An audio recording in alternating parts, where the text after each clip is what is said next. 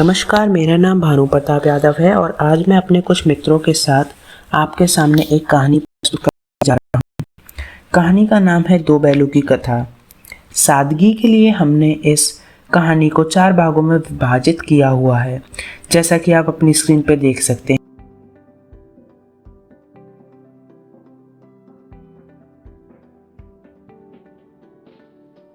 31 जुलाई 1880 को धनपत राय श्रीवास्तव के रूप में जन्मे प्रेमचंद भारतीय उपमहाद्वीप के सबसे प्रसिद्ध लेखकों में से एक हैं। शब्दों पर निपुण अधिकार के कारण उन्हें मुंशी की मानद उपाधि से सम्मानित किया जाता है। उन्हें आधुनिक हिंदुस्तानी साहित्य का अग्रणी लेखक माना जाता है। उन्होंने अपने जीवन काल में लगभग 300 कहानियाँ और लगभग 1 दर्जन उपन्यास लिखे थे। प्रेमचंद एक लोकप्रिय नाटककार और अनुवादक भी थे। उनकी प्रसिद्ध रचनाओं में से सेवा सादिन, निर्मला, कर्मभूमि, गोदान जैसे उपन्यास और ईदगाह लॉटरी, बड़े भाई साहब, दो बैलों की कथा जैसे कई कहानियां भी शामिल हैं। तो आज हम दो बैलों की कथा कहानी को आरंभ करेंगे।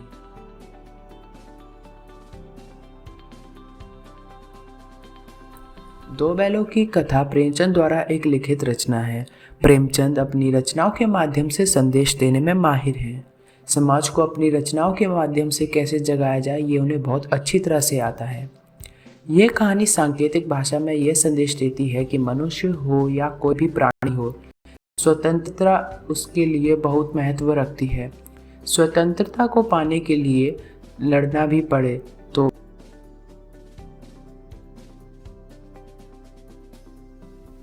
तो आइए इस पाठ को आरंभ करें। दो बैलों की कथा। जानवरों में गधा सबसे बुद्धिहीन समझा जाता है।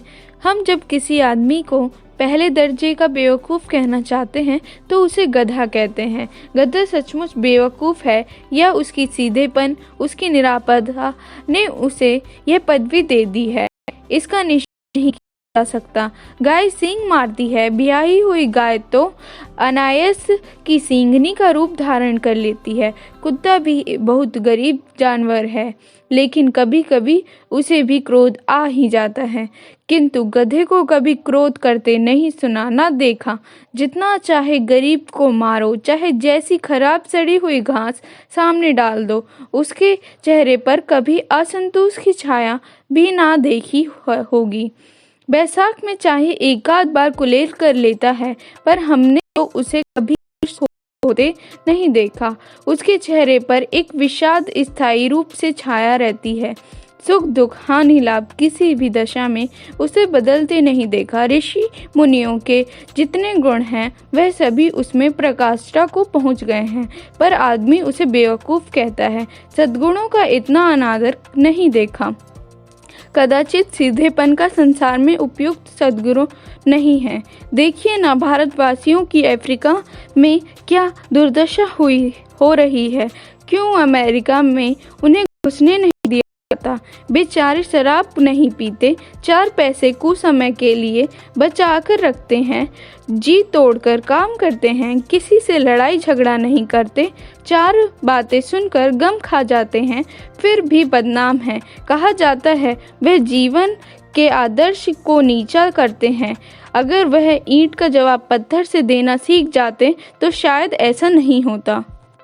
लेकिन गधे का छोटा भाई भी है जो उससे कम ही गधा है, और वह है बैल। जिस अर्थ में हम गधे का प्रयोग करते हैं, कुछ उसी से मिलते जुलते अर्थ में हम बच्चियों के ताऊ का भी प्रयोग करते हैं। कुछ लोग बैल को शायद बेवकूफ़ों में सर्वश्रेष्ठ कहेंगे, मगर हमारा विचार है ऐसा है नहीं है। बैल कभी कभी मारता भी है और कभी कभी अड़ियल बैल भी देखने को आता है, और भी कई रीतियों से अपना असंतोष प्रकट कर देता है। आव ताव में उसका स्थान गधे से नीचा है। झूरी कांजी के दोनों बैलों का नाम हीरा और मोती, दोनों परछाई जाति के थे। देखने में सुंदर, काम में चौकस, ढील में ऊंचे।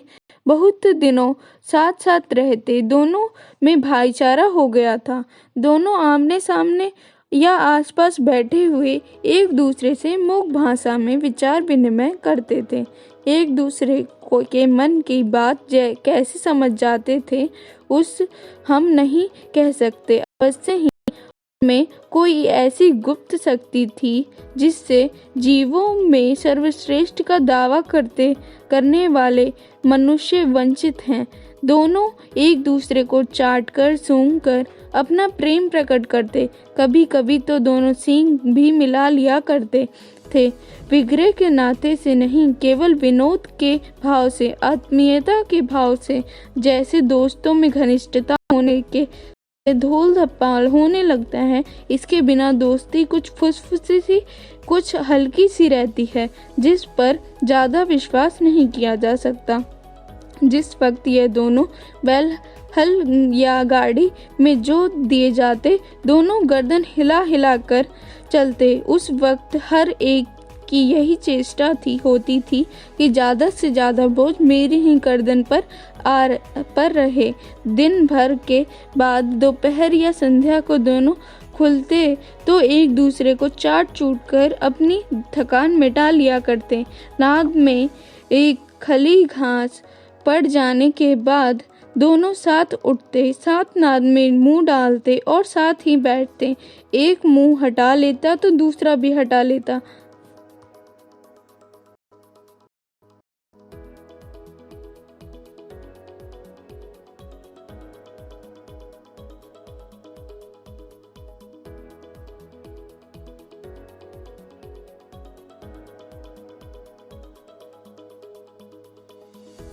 संयोग की बात है, झूरी ने एक बार गईयों को ससुराल भेज दिया। बैलों को क्या मालूम था वे क्यों भेजी जा रही है। समझे मालिक ने हमें बेच दिया। अपना यूं बेचा जाना उन्हें अच्छा लगा या बुरा कौन जाने, पर झूरी के साले गाया को घर तक गईयों के ले जाने में दांते पीसना आ गया। पीछे से हाँकता तो दोनों दाएं बाएं भागते, पगियां पकड़कर आगे से खींचता तो दोनों पीछे से जोड़ लगाते, मारता तो दोनों सींग नीचे करके खुर्राते। अगर ईश्वर ने उन्हें वाणी दी होती तो जरूर पूछते, तो झूरी से पूछते, हम गरीबों को निकाल रहे हो, हमने तो तुम्हारी सेवा करने में कोई कसर नहीं उठा रखी। अगर इतनी मेहनत से काम नहीं चलता था तो और काम कर लेते। हमें तो तुम्हारी चाकरी में मर जाना कबूल था। हमने कभी दाने चारे की शिकायत नहीं की। तुमने तो कुछ खिलाया, जो कुछ खिलाया वह सिर झुकाकर खा लिया। फिर तुमने हमें इस जालिम के हाथ क्यों बेच दिया। संध्या समय दोनों बैल अपने नए स्थान पर पहुंच गए। दिन भर के भूखे थे, लेकिन वह नाक में लगाए गए तो एक ने भी उसमें मुंह न डाला। दिल भरी हो रहा था। जिस घर को उन्होंने अपना घर समझ रखा था वह आज उनसे छूट गया था। वह नया घर, नया गांव या नए आदमी उन्हें बेगाने से लगते थे। दोनों ने अपनी मूक भाषा में सलाह की कि एक दूसरे को कनखिया से देखा और लेट गए। जब गांव में सोता पड़ गया तो दोनों ने जोर मारकर पंखे तोड़ डाले और घर की तरफ चले। पंखे बहुत मजबूत थे। अनुमान न हो सका था कि कोई बैल उन्हें तोड़ सकेगा, पर इन दोनों में इस समय दुगनी शक्ति आ गई थी। एक एक झटके में रस्सियां टूट गई। बुरी प्रातःकाल सोकर उठा तो देखा कि दोनों बैल चरनी पर खड़े हैं। दोनों के गर्दनों में आधा आधा गरबा लटक रहा है। घुटने तक पांव कीचड़ में भरे हैं और दोनों की आंखों में विरोध में स्नेह झलक रहा है।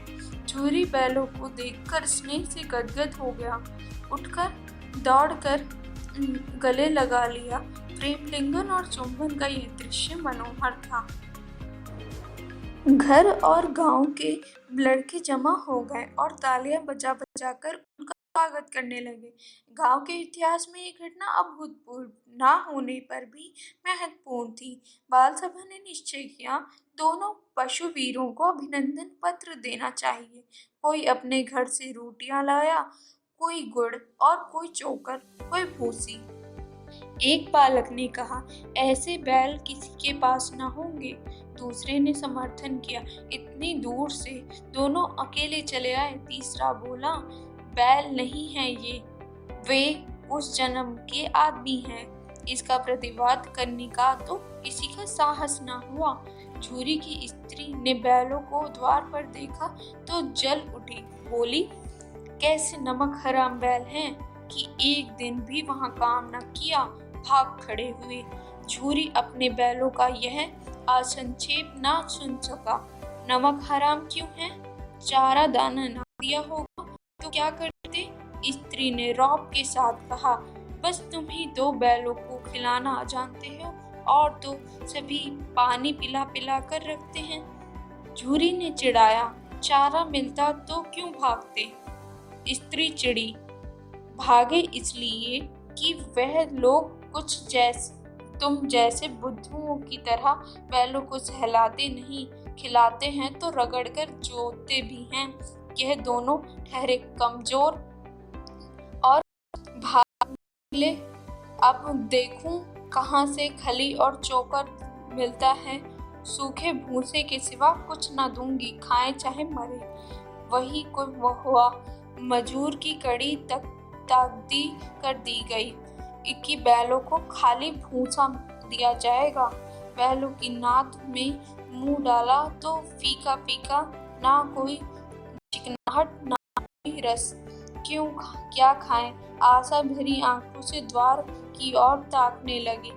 झूरी ने माजूर से कहा, थोड़ी सी खली क्यों नहीं डाल देता? बे मालकिन मुझे मार डालेंगी। चुराकर डाल आ ना दादा, मुझे पीछे से तुम भी उन्हीं के से कहोगे।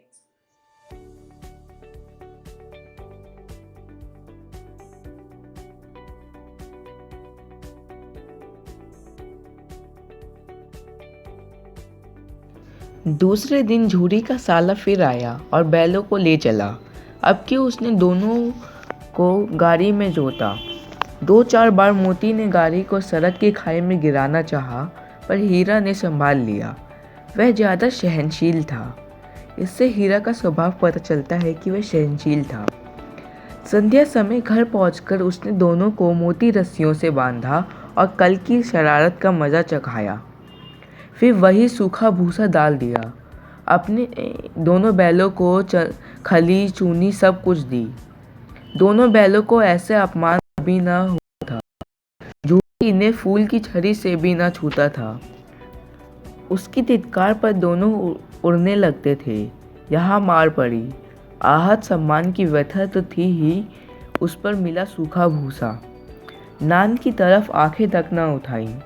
दूसरे दिन गया ने बैलों को हल में जोता, पर इन दोनों ने जैसे पाँव न उठाने की कसम खा ली थी। वह मारते मारते थक गया, पर दोनों ने पाँव न उठाया। एक बार जब उस निर्दयी ने हीरा की नाक पर खूब डंडे जमाए तो मोती का गुस्सा काबू के बाहर हो गया। हल लेकर भागा। हल, रस्सी, जुआ, जोत सब टूट टाट कर बराबर हो गए। गले में बड़ी बड़ी रस्सियां न होती तो दोनों पकड़ाई में न आते। हीरा ने मूक भाषा में कहा, भागना व्यर्थ है। मोती ने उत्तर दिया, तुम्हारी तो इसने जान ही ले ली थी, अब की बड़ी मार पड़ेगी। पढ़ने दो, बैल का जन्म लिया है तो मार से कहाँ तक बचेंगे। गया 2 आदमियों के साथ दौड़ा आ रहा है। दोनों के हाथ में लाठियां हैं। मोती बोला, कहो तो दिखा दूं कुछ मज़ा, मैं भी लाठी लेकर आ रहा है। हीरा ने समझाया, नहीं भाई, खड़े हो जाओ। मुझे मारेगा तो मैं भी 1-2 को गिरा दूंगा। नहीं, हमारी जाति का ये धर्म नहीं है। यहाँ पे व्यंग किया जाता है। मोती दिल में ऐंठ कर रह गया।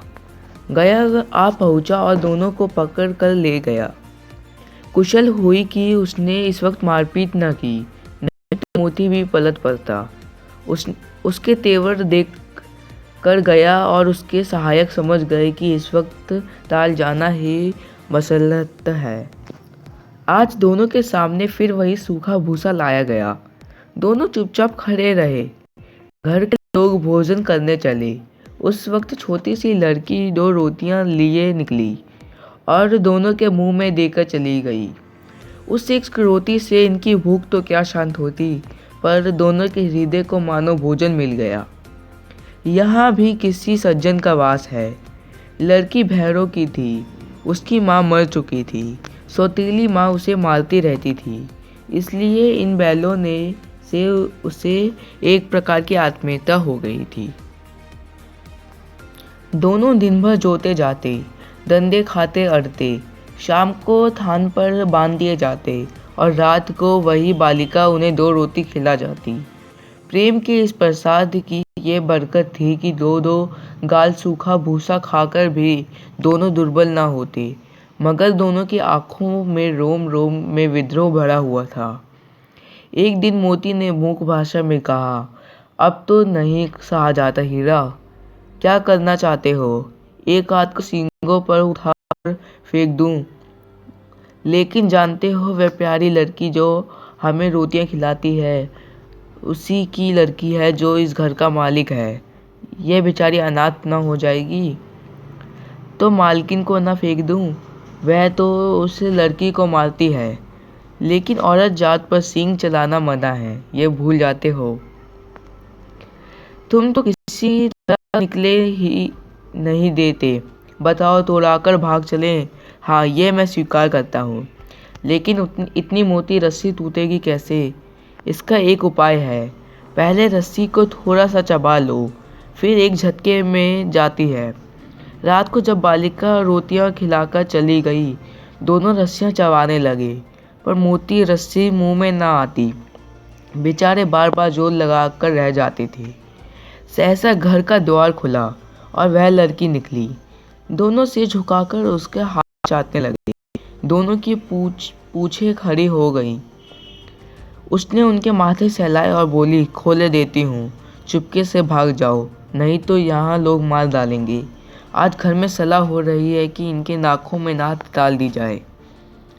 उसने गराव खोल दिए, पर दोनों चुपचाप खड़े रहे। मोती ने अपनी भाषा में कहा, अब चलते क्यों नहीं? हीरा ने कहा, चले तो, लेकिन कल इस अनाथ पर आफत आएगी, सब इस पर संदेह करेंगे। सहसा चिल्लाई, दोनों फूफा वाले बैल भागे जा रहे हैं। ओ दादा, दोनों बैल भागे जा रहे हैं, जल्दी दौड़ो। गया घबराकर भीतर से निकला और बैलों को पकड़ने चला। वह दोनों भागे। गया ने पीछा किया और भी तेज हुए। गया ने शोर मचाया, फिर गांव के कुछ आदमियों को भी साथ लेने के लिए लौटा। दोनों मित्रों को भागने का मौका मिल गया। सीधे दौड़ते चले गए, यहाँ तक कि मार्ग का ज्ञान न रहा। जिस परिचित मार्ग से आए थे उसका यहाँ पता न था। नए नए गांव मिलने लगे। तब दोनों एक खेत के किनारे खड़े होकर सोचने लगे, अब क्या करना चाहिए। हीरा ने कहा, मालूम होता है राह भूल गए।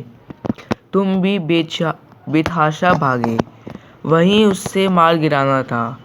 उसे मार गिराते तो दुनिया क्या कहती। वे अपना धर्म छोड़ दे, लेकिन हम अपना धर्म क्यों छोड़ें। दोनों भूख से व्याकुल हो रहे थे। खेत में मटर खड़ी थी, चरने लगे, रह रहकर आहत से लेते थे, कोई आता तो नहीं है। जब पेट भर गया, दोनों ने आज़ादी का अनुभव किया तो मस्त होकर उछलने कूदने लगे। पहले दोनों ने धक्का ली, फिर सींग मिलाए और एक दूसरे को ठेलने लगे। मोती ने हीरा को कई कदम पीछे हटा दिया, यहाँ तक कि वह खाई में गिर गया। तब उसे भी क्रोध आया, संभल कर उठा और फिर मोती से मिल गया। मोती ने देखा खेल में झगड़ा हुआ चाहता है तो किनारे हट गया। एक समय की बात है कि दोनों बैलों के सामने एक ताकतवर सांड आ रहा था। देखने में तो उसकी सूरत राक्षसों जैसी थी।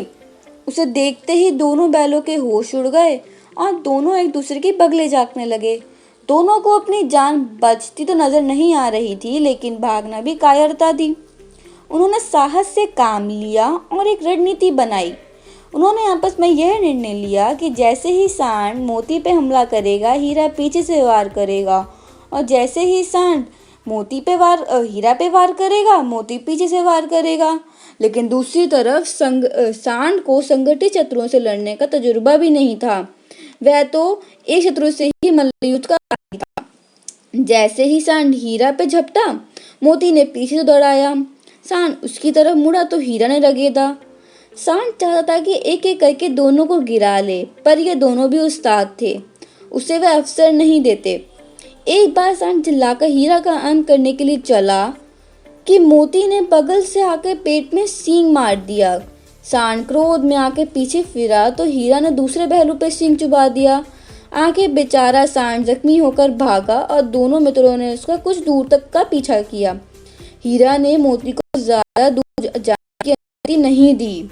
खैर, अब सांड भाग गया था और अब वह दोनों आज़ाद थे और वह दोनों प्रसन्न भी थे। लेकिन अब मोती को लग रही थी भूख। सामने मटर का खेत ही था। हीरा के लाख मना करने के बावजूद मोती उसे खेत में ले गया। वह दोनों मटर खा ही रहे थे कि दो आदमियों ने उन दोनों मित्रों को घेर लिया। हीरा तो मेड़ पर था, वह निकल सकता था, परंतु हीरा ने जैसे ही मोती को संकट में देखा तो वह मोती के पास आ गया। उससे मोती का दुख देखा नहीं गया और वह रखवालों के पास मोती के साथ आ गया और रखवालों ने भी पकड़ लिया। प्रातःकाल दोनों मित्र कांजी हाउस में बंद कर दिए गए। भोर होते ही मुंशी और चौकीदार तथा अन्य कर्मचारियों में कैसी खलबली मची, इसके लिखने की ज़रूरत नहीं है। बस इतना ही काफ़ी है कि मोती की खूब मरम्मत हुई और उसे मोटी रस्सी से फिर से बांध दिया गया था। एक सप्ताह तक दोनों मित्र वहां बंधे पड़े रहे। किसी ने चारे का एक तिनका भी न डाला। हाँ, एक बार पानी दिखा दिया जाता, यही उनका आधार था। दोनों इतने दुर्बल हो गए थे कि उठा तक ना जाता था। थतरियाँ निकल आई थी। एक बारे के सामने दुगुगी बजने लगी और दोपहर होते होते 50-60 आदमी जमा हो गए। तब दोनों मित्र निकाले गए और उनकी देखभाल होने लगी। लोग आकर उनकी सूरत देखते और मन फीका करके चले जाते। ऐसे मृतक बैलों का कौन खरीदार होता। सहसा एक दरियल आदमी जिसकी आंखें लाल थीं और मृदा अत्यंत कठोर आया और दोनों मित्रों के कुल्हों में उंगली गोदकर मुंशी जी से बातें करने लगा। उसका चेहरा देखकर अंतर्ज्ञान से दोनों मित्रों के दिल कांप उठे। वह कौन है और उन्हें क्यों तोड़ रहा है, विषय में उन्हें कोई संदेह न हुआ। दोनों ने एक दूसरे को भीत नेत्रों से देखा और फिर से झुका लिया। हीरा ने कहा, गया के घर से नाहक भागे, अब जान न बचेगी। मोती ने अश्रद्धा भाव से उत्तर दिया, कहते हैं भगवान सबके ऊपर दया करते हैं, उन्हें हमारे ऊपर क्यों दया नहीं आती। भगवान के लिए हमारा मरना जीना दोनों बराबर है। चलो अच्छा ही है, कुछ दिनों उसके पास तो रहेंगे। एक बार भगवान ने उस लड़की के रूप में हमें बचाया था, तो क्या अब ना बचाएंगे। यह आदमी छुरी चलाएगा, देख लेना। तो क्या चिंता, मांस खाल सींग सब किसी न किसी काम आ जाएंगे। नीलाम हो जाने के बाद दोनों मित्र उस दरियल के साथ चले। दोनों की बोटी बोटी काँप रही थी। बेचारे पाँव तक न उठा सकते थे, पर भय के मारे गिरते पड़ते भागे जाते थे, क्योंकि वह जरा भी चाल धीमी होने पर जोर से डंडा जमा देता था। राह में गायों बैलों का एक रेवड़ हरे हरे हार में चलता नजर आया। सभी जानवर प्रसन्न थे, चिकने चपल। कोई उछलता था, कोई आनंद से बैठा पागुर करता था। कितना सुखी जीवन था उनका, पर कितने स्वार्थी हैं सब। किसी को चिंता नहीं कि उनके दो भाई वधिक के हाथ पैर कैसे दुखी हैं। सहसा दोनों को ऐसा मालूम हुआ कि यह परिचित राह है। हाँ, इसी रास्ते से गया उन्हें ले गया था। वही खेत, वही बाग, वही गांव मिलने लगे। प्रतिक्षण उनकी चाल तेज होने लगी। सारी थकान, सारी दुर्बलता गायब हो गई। आहा, ये लो, अपना ही हार आ गया। इसी कुएं पर हम पुर चलाने आया करते थे। यही कुआं है। मोती ने कहा, हमारा घर नगीच आ गया। हीरा बोला, भगवान की दया है। मैं तो अब घर भागता हूँ। ये जाने देगा मैं इसे मार गिराता हूँ। नहीं नहीं, दौड़कर थान मत चलो, वहाँ से हम आगे ना जाएंगे। दोनों हिम्मत होकर बछड़ों हाथी को ले करते हुए घर की ओर दौड़े। वह हमारा थान है। दोनों दौड़कर अपने थान पर आए और खड़े हो गए। दरियल भी पीछे पीछे दौड़ा चला आता था। झूरी द्वार पर बैठा धूप खा रहा था। बैलों को देखते ही दौड़ा और उन्हें बारी बारी से गले लगाने लगा। मित्रों की आंखों से आनंद के आंसू बहने लगे। एक झूरी का हाथ चाट रहा था। दरियल ने जाकर बैलों की रस्सियाँ पकड़ ली। झूरी ने कहा, मेरे बैल हैं। तुम्हारे बैल कैसे? मैं मवेशी खाने से नीलाम लिए आता हूँ। मैं तो समझा था चुराए लिए आते हो। चुपके से चले जाओ, मेरे बैल हैं। मैं तो बिकेंगे। किसी को मेरे बैल नीलाम का क्या हक है? जाकर थाने में रपट कर दूंगा। मेरे बैल हैं, इसका सबूत यह है कि मेरे द्वार पर खड़े हैं। दरियल झल्लाकर बैलों को जबरदस्ती पकड़ ले जाने के लिए बढ़ा। उसी वक्त मोती ने सींग चलाया। दरियल पीछे हटा। मोती ने पीछा किया। दरियल भागा। मोती पीछे दौड़ा। गांव के बाहर निकल जाने पर रुका, पर खड़ा दरियल का रास्ता देख रहा था। दरियल दूर खड़ा धमकियां दे रहा था, गालियां निकाल रहा था, पत्थर फेंक रहा था और मोती विजयी शूर की भांति उसका रास्ता रोके खड़ा था। गांव के लोग ये तमाशा देखते थे और हंसते थे। जब दरियल हार कर चला गया तो मोती अकलता हुआ लौटा। हीरा ने कहा, मैं डर रहा था कि तुम गुस्से में आकर मार ना बैठो। अगर वह मुझे पकड़ता तो मैं मारे ना छोड़ता। अब ना आएगा तो दूर से ही खबर लूँगा, देखूँ कैसे ले जाता है। जो गोली मरवा दे। मर जाऊँगा पर उसके काम तो ना आऊँगा। हमारे जान को कोई जान ही नहीं समझता, इसलिए कि हम इतने सीधे हैं। जरा देर में नांदों में खली, भूसा, चोकर और दाने भर दिए गया और दोनों मित्र खाने लगे। झूरी खड़ा दोनों को सहला रहा था और 20 लड़के तमाशा देख रहे थे। सारे गांव में उत्साह सा मालूम हो रहा था। उसी समय मालकिन ने आकर दोनों के माथे चूम लिए।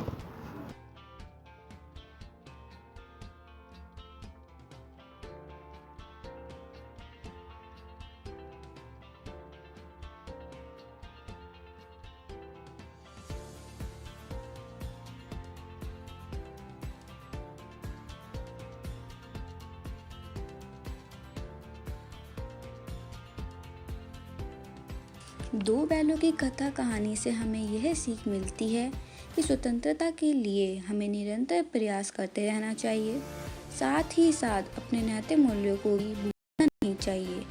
हीरा और मोती ने भी अपनी स्वतंत्रता को पाने के लिए हर कष्ट सही और उनका डटकर मुकाबला किया। अंत उनकी सुखद जीत हुई। धन्यवाद।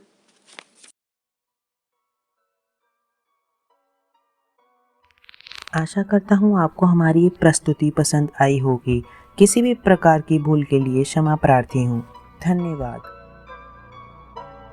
I just like the sound.